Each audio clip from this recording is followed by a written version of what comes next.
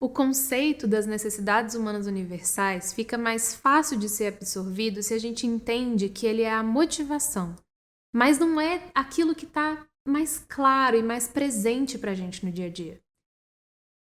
O que está mais presente são os nossos pensamentos e os nossos sentimentos. É aí onde entra o outro componente da comunicação não violenta.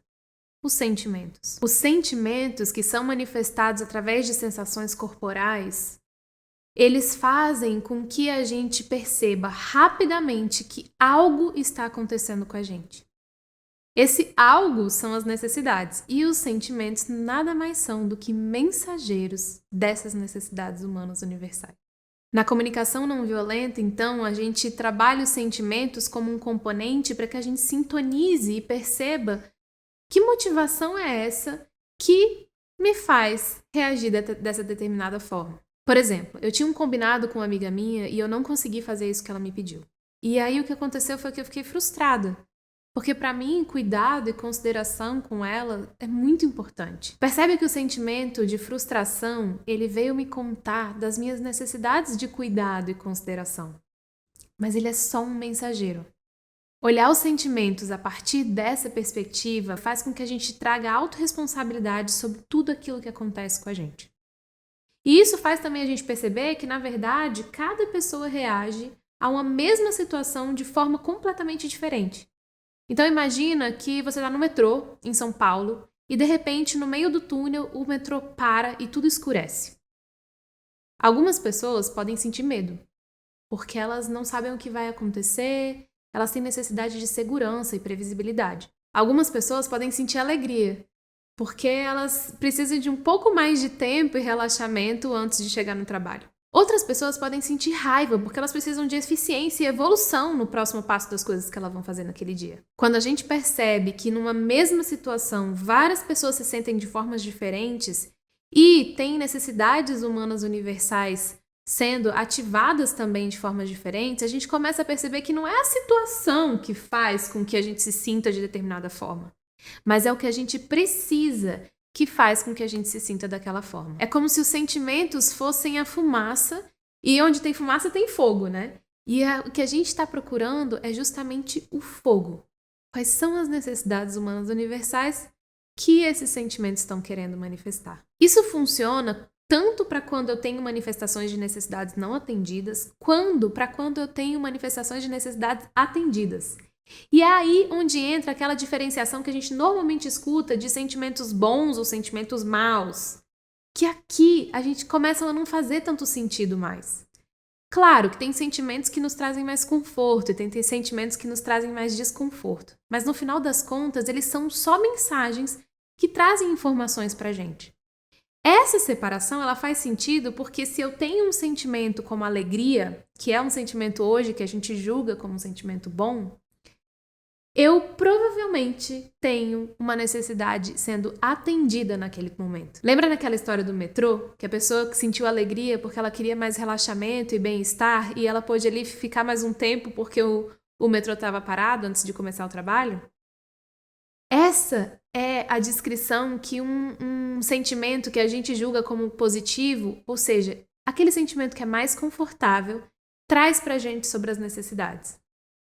Ao mesmo tempo, se eu sinto um sentimento como a raiva, que hoje a gente julga como um sentimento ruim, esse sentimento está vindo me contar que tem alguma necessidade não atendida ali. Pode ser uma necessidade de autonomia, uma necessidade de evolução, uma necessidade de reconhecimento. É importante que eu perceba que, ainda que a gente queira fazer essa diferenciação de bom ou mal, porque existe mais conforto e desconforto nesses sentimentos, na verdade, eles nada mais são do que mensageiros. E se eu começo a deixar de ouvir esses sentimentos que eu julgo como ruins, isso só vai me desconectar daquilo que mais me importa. Um exemplo real que aconteceu comigo foi em uma reunião de trabalho, onde eu comecei a me perceber irritada. E eu fiz um exercício de autoconexão. Por que será que eu estou irritada? Quais são as minhas necessidades humanas universais que estão sendo manifestadas através desse sentimento? E eu percebi que para mim era muito importante evolução e qualidade naquilo que a gente estava fazendo. Para aquela reunião foi fundamental que eu manifestasse para todas as minhas sócias que para mim era importante evolução e qualidade. Porque elas puderam me mostrar que a conversa como ela estava acontecendo estava caminhando para a evolução e qualidade que eu tanto queria. A irritação parece que se esvaziou e eu consegui perceber que aquelas estratégias estavam também contemplando minhas necessidades. Outro exemplo um pouco mais rápido pode ser que o meu chefe tenha dito para mim que eu não fizesse determinado projeto. E eu fiquei com raiva porque eu tenho necessidade de autonomia e clareza diante daquela situação. Perceber que os sentimentos são mensageiros traz pra gente a possibilidade da gente explorar como a gente pode mesmo nutrir as nossas próprias necessidades. Ou como a gente pode, inclusive, partir para essa relação ou para uma conversa trazendo essas necessidades, de repente, para fazer com que o outro queira colaborar com a gente. Mas tem uma pegadinha que acontece quando a gente está falando sobre sentimentos. E essa é muito comum, que é a gente confundir sentimentos com pensamentos. E na maioria das vezes isso acontece quando eu tenho um "que" depois do sentimento. Então, quando alguém pergunta para você, como você está se sentindo? E eu falo, eu sinto que a minha amiga deveria me considerar mais. Percebe que, na verdade, esse é um pensamento, ele não está falando sobre mim, ele está falando mais sobre o outro? O sentimento dentro da CNV, ele é uma palavra específica. Ele conta do que acontece comigo quando algum evento acontece. O nosso vocabulário de sentimentos, ele acaba sendo muito reduzido. Eu, por exemplo, não tive uma alfabetização emocional na escola. Imagino que você também não deve ter tido. E por isso, existe também aqui uma lista de sentimentos humanos. A ideia é que a gente consiga aumentar o nosso vocabulário para responder a essa pergunta: como você está se sentindo agora?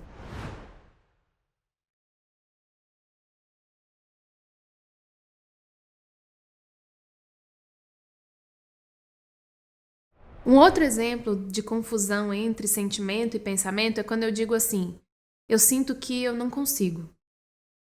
Essa é, na verdade, uma avaliação sobre mim mesma. Mas quando você não consegue algo, como você se sente? A dica aqui é perceber que, provavelmente, quando eu não consigo alguma coisa, eu me sinto de uma maneira. E quando outra pessoa não consegue alguma coisa, ela sente de outra maneira. Eu posso me sentir triste, frustrado, outra pessoa pode se sentir com raiva, irritado. Percebe como os sentimentos podem ser diferentes diante de cada evento, de cada avaliação dessas? Então tá bom, Liliane. Então sentimentos são apenas uma palavra, não é isso? Ok. Eu me sinto desrespeitado. Temos mais uma pegadinha aí e a gente chama essa pegadinha de pseudo-sentimentos. Os pseudo-sentimentos têm essa característica de contar um pouco sobre a história do que aconteceu, ao invés de efetivamente do que como eu me sinto em relação a essa história. Para eu me sentir desrespeitado, eu preciso necessariamente que outra pessoa tenha me desrespeitado. Eu preciso da ação dessa pessoa. A mesma pergunta cabe aqui. Quando você julga que alguém te desrespeita, como você se sente? Pode ser que você se sinta furioso ou chateado. E pode ser que eu me sinta machucado, triste.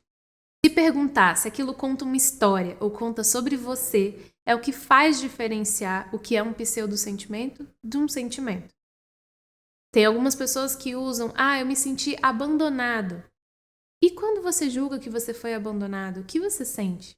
Pode ser que você se sinta sozinho, ou pode ser que você se sinta angustiado, por exemplo. Quando eu começo a perceber que os sentimentos contam muito mais sobre mim mesmo do que sobre o evento ou sobre outras pessoas, a gente começa a perceber que existe liberdade aí. Eu sinto porque eu preciso. Eu não sinto porque algo aconteceu ou porque você fez algo comigo. Pode ser um pouco difícil, pela forma como a gente lida socialmente com a palavra dos sentimentos, a gente trazer a expressão de como a gente se sente dentro de uma conversa. Não necessariamente você precisa trazer a palavra dos sentimentos dentro de uma expressão honesta, mas saber como você se sente, saber identificar quais são as necessidades humanas universais que esses sentimentos manifestam, faz muita diferença para que você consiga vir mais conectado e centrado para uma expressão. É importante lembrar que aqui na comunicação não violenta a gente não distingue sentimento de emoção. Existem algumas teorias que fazem essa distinção, Mas para fins didáticos, a gente usa a lista de sentimentos como uma forma da gente entrar em conexão com essa energia de vida, que são as necessidades humanas universais. Sentimentos são mensageiros. Agora, cuidado, porque eles são mensageiros e são mensageiros fiéis. Pode ser que, porque você não escutou a mensagem, eles venham mais e mais fortes a cada momento. Pode ser que um pequeno receio se transforme num pânico porque a mensagem não foi recebida. Olhar para os sentimentos é um caminho que talvez não seja usual para você, mas que talvez seja de extrema liberdade a partir de agora. Para a gente exercitar, vou convidar você a lembrar de uma situação que foi difícil de viver nessas últimas semanas ou nesses últimos dias. Como que você se sentiu nesse momento? Procura na lista de sentimentos que está aqui para você. Que palavra é essa que descreve melhor? Pode ser 1, 2 ou 3 palavras, inclusive, que descrevem melhor a forma como você estava se sentindo. E esses sentimentos, que mensagem te traziam? Quais eram as necessidades humanas universais que estavam sendo manifestadas aí por eles? Procura na lista de necessidades. Se você quiser ir um passo a mais, ousar nesse momento, você pode também tentar fazer uma hipótese sobre o que a outra pessoa estava sentindo e quais eram as necessidades humanas universais que estavam sendo manifestadas ali através daqueles sentimentos. Lembrando que os sentimentos, eles são como o aroma de uma flor. E o que a gente está procurando conectar é com essa flor e com a importância dela.